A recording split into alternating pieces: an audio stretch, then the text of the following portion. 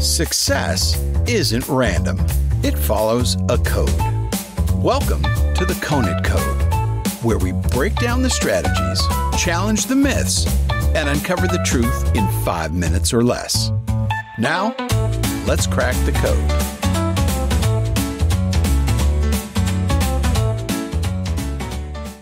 Austria, 1847, Vienna General Hospital.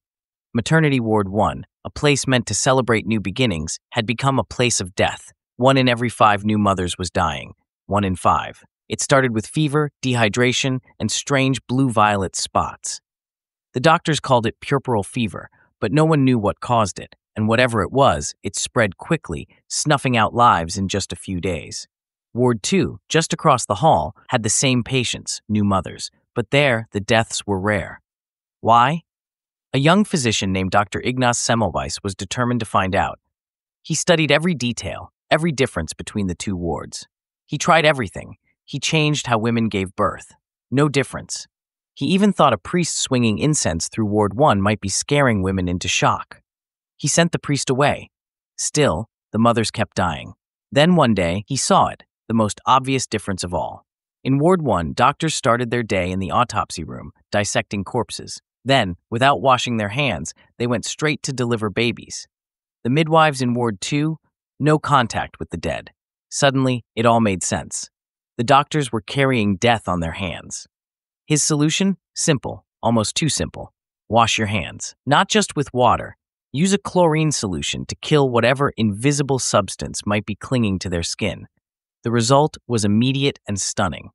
Mortality dropped from 1 in 5 to 1 in 100. For the first time, women stopped dying. Semmelweis had found the answer. But here's where the story takes a dark turn. Instead of celebrating him, his colleagues turned on him. His idea was dismissed as nonsense. His results were ignored. The thought that doctors themselves could be responsible for killing their patients, it was too much for their egos to accept. They ridiculed him, rejected him, got him fired. And as soon as Semmelweis was gone, they stopped washing their hands. The death rate shot back up. Women died again. Semmelweis spent the rest of his life fighting to be heard.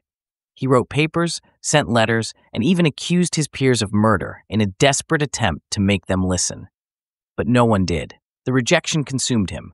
It drove him mad. He died in a mental asylum at 47, never knowing the world would one day confirm he'd been right all along. 30 years later, Louis Pasteur's germ theory finally explained what Semmelweis had discovered. Bacteria were the real killers. Handwashing saved lives. The tragedy wasn't that Semmelweis was wrong. The tragedy was that no one believed him. The lesson? Being right isn't enough. Sometimes, the world isn't ready for new ideas.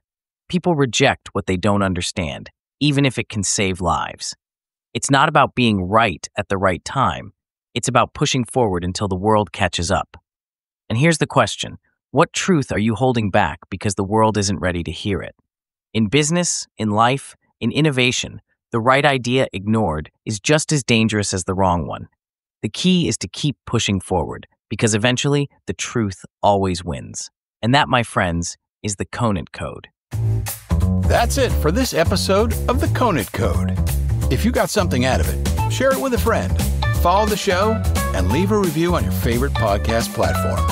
More insights, more strategies, and more code breaking coming soon. Until next time, keep thinking, keep building, and keep pushing forward.